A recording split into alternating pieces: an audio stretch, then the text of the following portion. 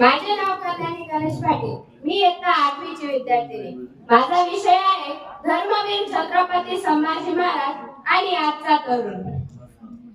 सूर्याआधी नमस्कार पूर्व दिशेला करावा, माझ्या संभाजी नमस्कार माझ्या शुभांना करावा.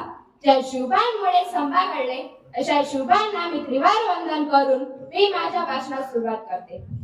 धर्मासाठी जगलो, धर्मासाठी मरण पत्करलं, पण स्वाभिमान कधीच विकला नाही. ही केवळ ओढ नाही, हा ज्वालामुखी आहे. आणि त्या ज्वालामुखीचं नाव म्हणजे धर्मवीर छत्रपती संभाजी महाराज. माझ्या प्रिय बांधवांनो, आज आपण स्वातंत्र्याच्या हवेत श्वास घेतो. त्या हवेला सुवास आहे, तो म्हणजे संभाजी महाराजांचा त्यागाचा.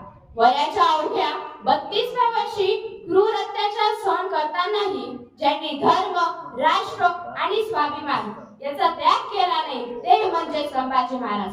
संघर्षाचा ज्वालामुखी म्हणजे संभाजी महाराज. ते फक्त शूर योद्धे नव्हते, तर ते विद्वान होते. संस्कृत, फारसी, मराठी अशा अनेक भाषांवर त्यांचे प्रभुत्व होते. बुद्धभूषण सारखा ग्रंथ लिहिणारा हा राजा तलवारी केस लेखण्याही पराक्रमी होता. परंतु आजचा तरुण बुद्धिमान आहे, तंत्रज्ञान संपन्न आहे, स्वप्नांनी भरलेला आहे. पण प्रश्न असा पडतो की तो स्वाभिमानी आहे का?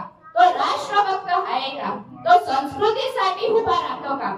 तो मोबाईलच्या स्क्रीन मध्ये अडकलेला तरुणने जर संभाजी महाराजांचा इतिहास जर जाणला तर त्याच्या अंगात ही स्वाभिमानाची ज्वाला पेटेल. आजच्या तरुणांसाठी संभाजी महाराजांचा संदेश काय? तर स्वाभिमान विकू नका, ज्ञान आणि शौर्य यांचा सांगाड घाला. धर्म म्हणजे मार्ग, त्याला ठाम राहा. संघर्ष टाळू नका, त्याच्या सामोरे जा. छत्रपती संभाजी महाराज हे इतिहासातले नायक नाहीत, ते प्रेरणा, विचार आणि आदर्श आहेत. आजचा तरुण जर असा विचार करेल तर तो भ्रष्टाचार संपवू शकतो, जगात परिवर्तन घडू शकतो, जगाला पुन्हा विश्वगुरु बनवू शकतो. त्यांची शौर्य गाथा, त्यांचा संघर्ष, त्यांचा स्वाभिमान आपल्याला सांगतो की तुम्ही लहान असाल, परिस्थिती कठीण असेल, पण आपला स्वाभिमान, आपला संघर्ष, आपली शिकवण ही कधीही कमी होऊ नये.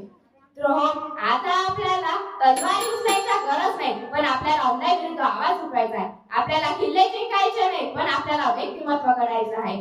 आपल्याला युद्ध करायचं नाही, पण आपल्याला अन्याय, आळस आणि भीती यांच्याशी लढायचं आहे. शेवटी एवढंच म्हणे, अंधार फार झाला आता दिवा पाहिजे, अंधार फार झाला आता दिवा पाहिजे.